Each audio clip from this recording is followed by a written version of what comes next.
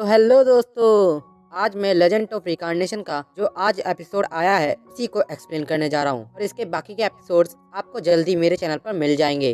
उनका काम भी जारी है, जैसे उनका काम पूरा होगा उन सब वीडियो को अपने इस चैनल पर डाल दूंगा। वीडियो शुरू करने से पहले मैं आपको थोड़ा रिकैप दे देता हूँ। तो अब तक हमने देखा कि चंद ज़ेंगियांग सेक्ट में आ चुका था, जहाँ बायू का ग्रैंडफादर उसको फॉरबिडन प्लेस पर ले गए थे, जिसकी पता ज़ेंगियांग सेक्ट के एल्डर्स को लग जाती है। और वहीं उस ड्रैगन ने ईचन के साथ कॉन्ट्रैक्ट साइन किया था कि तुम्हें 10 साल के बाद यहीं वापस आना होगा मुझे छुड़ाने के लिए। जिसके बाद वो बाहर आ गया था और वहीं ज़ेंगियांग सेक्ट के लोग जगह जगह लोगों की तलाश ले रहे थे, लेकिन उन्हें कोई भी सुराग नहीं मिलता। जिसके बाद अगले दिन कंपटीशन भी शुरू हो गया था, जहां स्टिक्स के जरिए उनकी बैटल होनी थी। लेकिन ईचन सीधा सेकंड राउंड के लिए क्वालिफाई कर गया था, क्योंकि उसके पास 14 नंबर वाली स्टिक आई थी।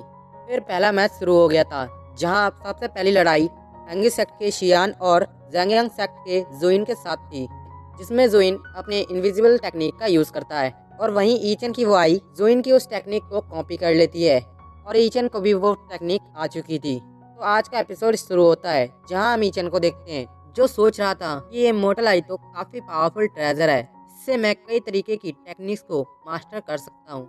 दूसरी तरफ शियान थोड़ी चिंता में था, क्योंकि उसे जियोन कहीं दिखाई नहीं दे रहा था। जिसके बाद वो अपने चारों तरफ रॉक्स की एक शील्ड बना लेता है, ताकि वो जुइन के हमले से बच सके। लेकिन ऐसा कुछ नहीं होता, बल्कि जुइन ने अपना एक फॉर्मेशन बनाकर सीधा ही शियान पर हमला कर दिया था, जिसे शियान की शील्ड नहीं रोक पाती और वह हमला शियान को हिट कर जाता है। इसके बाद जुइन सबके सामने आता है और वहीं शियान की हालत काफ़ी ख़राब हो चुकी थी। इसके बाद एल्डर वो वहाँ आकर जुइन को इस राउंड का विनर घोषित करते हैं और हैंगी सेक्ट के डिसाइपल्स शियान को वहाँ से लेकर जाने लगते हैं। और शियान की ऐसी हालत देखकर ईचन को काफ़ी गुस्सा आ रहा था और वो अभी कुछ नहीं कर सकता था। जिसके बाद सेकेंड राउंड की अनाउंसमेंट होती है, जिसमें किंगन सेक्ट से जू आओ की फाइट हैंगी सेक्ट के नी फैंग के साथ होती है। इसके बाद एक एक कर लगातार कई सारी फाइट होती है जो हमें दिखाई नहीं जाती। फिर ईचन सोच रहा था कि मैंने कई सारे लोगों की सीक्रेट टेक्निक सीख ली है, लेकिन हैंगी सेक्ट एक के बाद एक लगातार मैच हारे जा रहा है, जिस वजह से वो काफ़ी ज़्यादा परेशान था। वहीं बैठे बायू के ग्रैंडपा कह रहे थे, लगता है कि हैंगी सेक्ट का आज बैड लक चल रहा है, जो वो हर मैच हारे जा रहे हैं। जिस पर बायू उनसे कहती है कि हाँ ग्रैंडपा आप सही कह रहे हैं, क्योंकि यहाँ पर कोई भी डिसाइपल किसी भी रैंकिंग वाले डिसाइपल से लड़ सकता है। पता नहीं हैंगी सेक्ट आखिरी तक भी सरवाइव कर पाएगा या नहीं।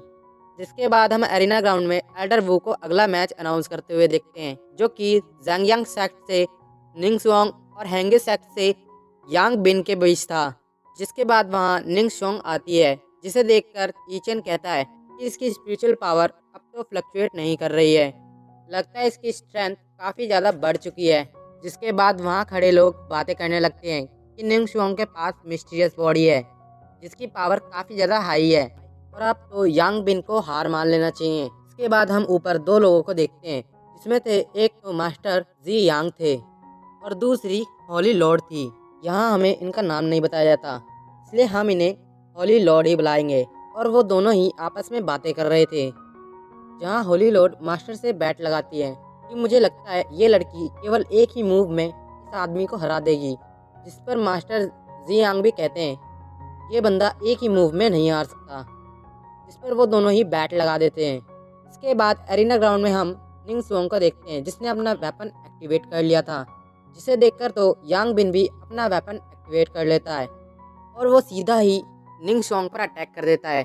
लेकिन उसका अटैक निंग शुआंग को टच भी नहीं कर पाता और निंग शुआंग वहाँ आराम से बैठकर पियानो बजाने लगती है, जिसकी केवल एक ही वेव्स ने सभी के कानों में दर्द कर दिया था। और वहीं इससे यांग बिन की तो हालत खराब हो गई थी और वो वहीं ढेर हो गया था। वहीं ईचन ने अपनी पावर्स को एक्टिवेट कर लिया था, जिसकी वजह से उन साउंड्स का असर उस पर कम होता है और यांग बिन के नीचे गिर जाने के बाद निंग शुआंग अपना सॉन्ग रोक देती है। जिसके बाद सभी लोग बातें करने लगते हैं कि निंग शुआंग की पावर्स तो काफ़ी ज़्यादा पावरफुल है, ये तो बस हमने सुना ही था, लेकिन आज हमने देख भी लिया।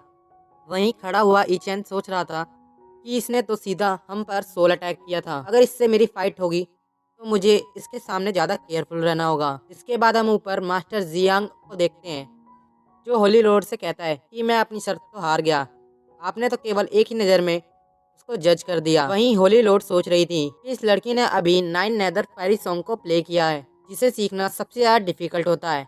ये कोई आम लड़की नहीं हो सकती।